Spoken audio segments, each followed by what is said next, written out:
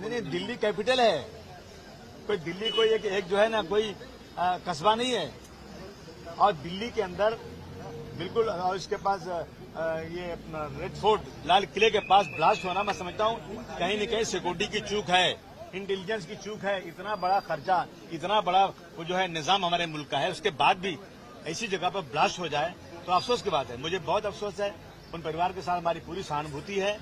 परंतु जिन लोगों ने ब्लास्ट किया, इंक्वायरी करके उन्हें फांसी के फंदे पर 6 महीने में चढ़ा देना चाहिए, परंतु झूठ नहीं पकड़ना चाहिए। जिस तरह से मुंबई के ट्रेन के ब्लास्ट में 187 लोग मारे गए, परंतु आज तक किसी को सजा नहीं हुई। इसमें जो पकड़े गए थे, झूठ मूठ पकड़ के आपने डाल दिया अंदर। 19 साल तक जेल में रहे वो लोग, फांसी के कोठरी में डाल दिया उनको। और हाई कोर्ट ने कहा कि इनका कोई लेना देना नहीं, इनको जबरदस्ती पकड़कर इनको जो है इतने साल जेल में रखा गया।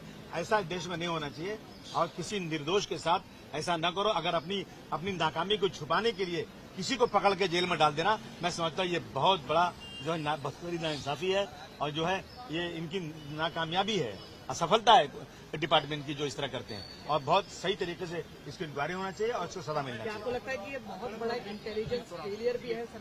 मैं तो कहूंगा इंडिया फेलियर तो है ही है ना। अगर इस तरह से होगा, दिल्ली शहर के अंदर जहां प्राइम मिनिस्टर रहते हैं, जहां प्रेसिडेंट ऑफ इंडिया रहते हैं, पूरी सरकार वहां से चलती है, वहां पर दिल्ली के दिल के अंदर इस तरह का ब्लास्ट होना, मैं समझता हूँ फेलियर है, 100% फेलियर है। सर, फरीदाबाद में जो मॉड्यूल सामने आया है, उस मॉड्यूल के हिसाब से अमोनियम नाइट्रेट डॉक्टरों के पास मिला है और जो पढ़े लिखे लोग हैं अब इसमें पाए जा रहे हैं, जिसके बारे में चिंता जताई जा रही है।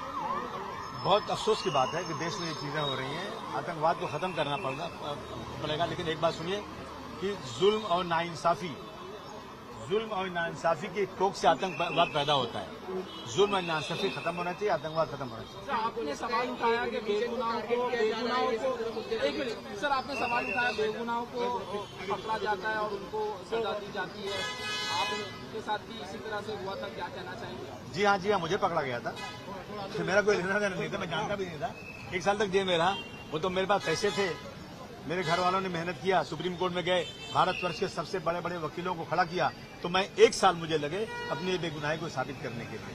मेरा केस चला नहीं था कि विटनेस कोई फेल हो गया और ऐसा कुछ हो गया। इन्होंने जिस बेस पे मुझे पकड़ा था वो कुछ था ही नहीं, बेसलेस बातें थी। और 19 साल तक 12 लोगों को जेल में रखा गया और 12 के 12 बेगुनाह थे, ये साबित हो गया। तो मैं समझता हूँ कि इस तरह से अपनी नाकामी को छिपाने के लिए जो डिपार्टमेंट के लोग करते हैं वो नहीं होना चाहिए। सर, देश में चुनाव चल रहा है, इस टाइमिंग पे ब्लास्ट होता है, क्या सिक्योरिटी को लेके क्या कहना है? नहीं, हम देख रहे हैं जब चुनाव आता है तो कुछ न कुछ ऐसा प्रॉब्लम हो जाता है। और उसके वो क्यों होता है मैं नहीं बोलना चाहता हूँ, मैं इस पर कोई उंगली नहीं उठाना चाहता हूँ, लेकिन चुनाव आता है तो ये चीजें क्यों होती है इसकी भी इंक्वायरी होना चाहिए।